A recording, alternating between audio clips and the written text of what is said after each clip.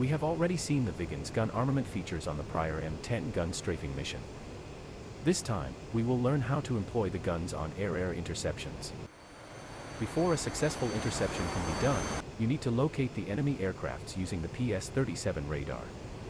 While the Viggen's radar is a ground mapping unit designed mainly for air-surface attacks and terrain-following navigation, it can also be used to detect aerial targets. The Viggen's air-to-air sight is very primitive and it's intended mainly for pursuit attacks, as deflection firing must use manual lead and will depend on the pilot's ability and experience to be successful. The AJS M55 gun pod specifications are detailed on the text at right. Press space bar to begin the training. We have started the mission in the air, with the autopilot enabled, but please increase the throttle lever to maintain a speed between 0.6 to 0.7 Mach. The drones that you will intercept are flying in front of you, at an altitude of 4,000 to 5,000 meters.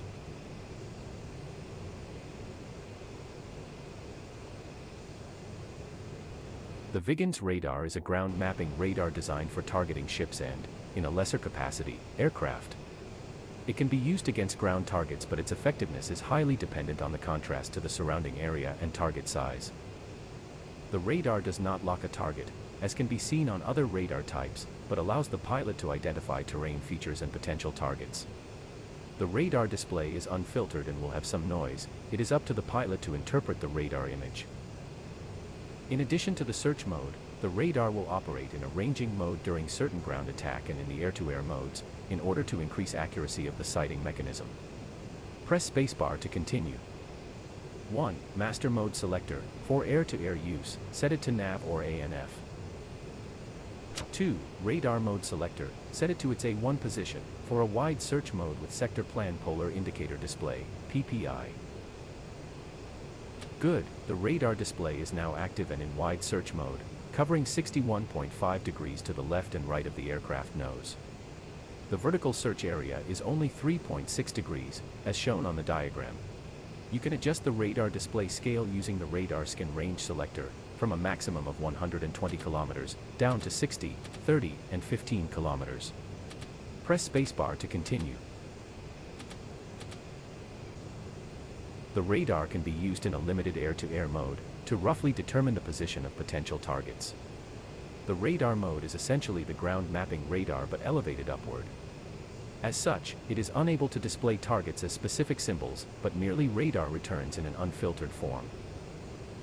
The air-to-air mode of the radar is automatically enabled when the pilot selects any of the air-to-air weapons. AJS jacked, 4 gun pods in AA mode. Luft-RR, 4 RB-05 missiles in air-to-air mode. And IRRB, 4 infrared missiles. For this mission, turn the weapon selector to the AJS jacked position. The elevation of the radar antenna is 1.5 degrees in air-to-air mode, and can be manually adjusted up to 10 degrees using the radar elevation knob. On the air-to-air mode, an antenna elevation indicator is added to the top part of the radar scope, showing the elevation of the radar beam relative to the 1.5 degree center. Press spacebar to continue. When using the radar to detect aerial targets, it is best to increase the display contrast by using the log-lin switch, set it to linear. As aircraft targets can be small, increase the MKR radar gain to its maximum. Adjust the radar screen brightness if needed. Press spacebar to continue.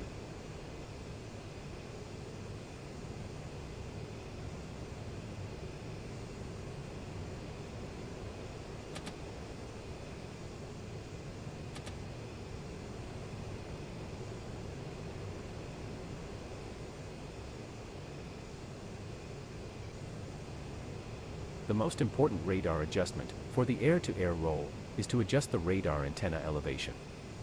Turn the elevation knob to increase the elevation up to a point where the ground returns can be barely seen. If the targets are within the radar detection range, and the elevation is a match for the target's altitude, then the target contacts will be seen as faint black dots, as shown on the picture. The Viggen radar antenna is not stabilized, meaning that if you go nose up or nose down, the radar search pattern will raise or lower, which might result on losing any radar contacts that you had. Press spacebar to continue.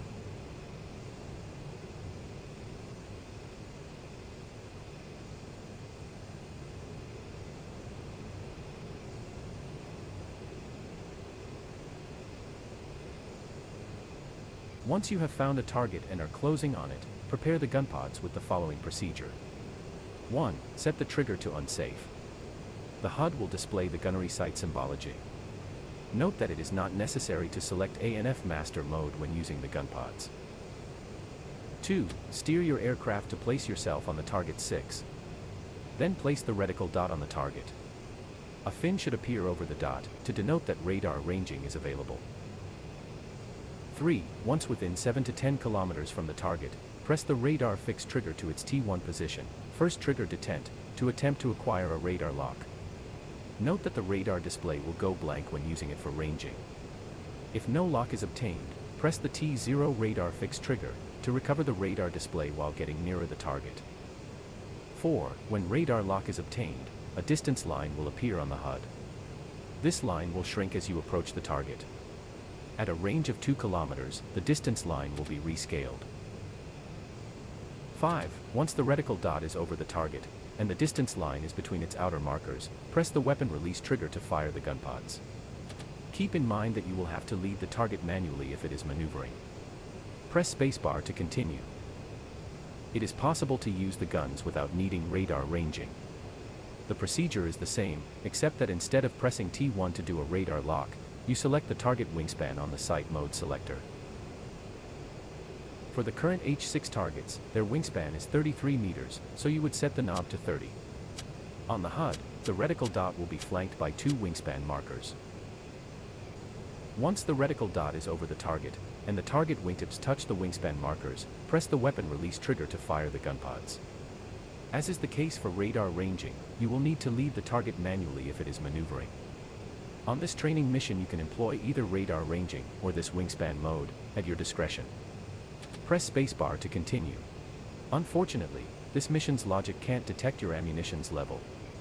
If you run out of ammo before destroying all 3 targets, then press escape to end the mission manually.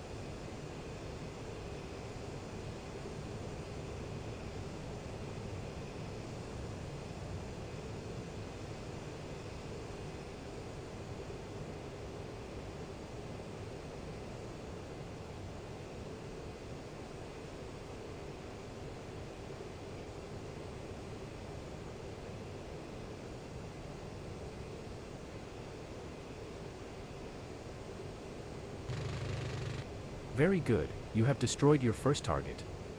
See if you can destroy another, use your radar to search for it if needed.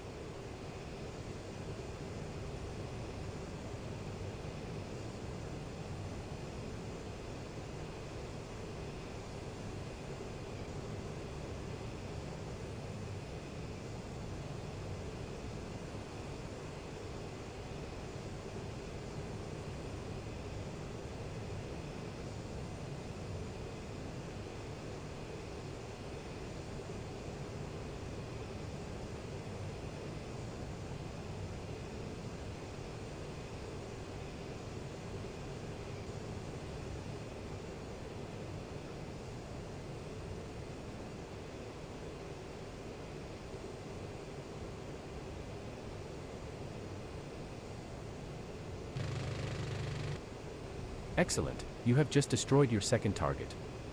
If you still have ammo, try to kill the last one, else press escape to exit the mission.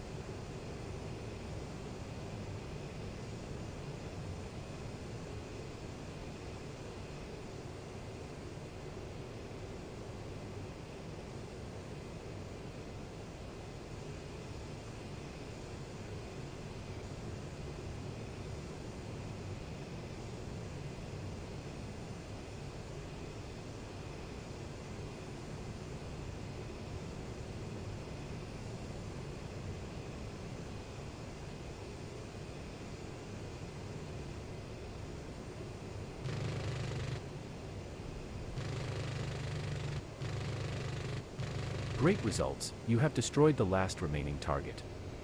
Press spacebar to finish the training.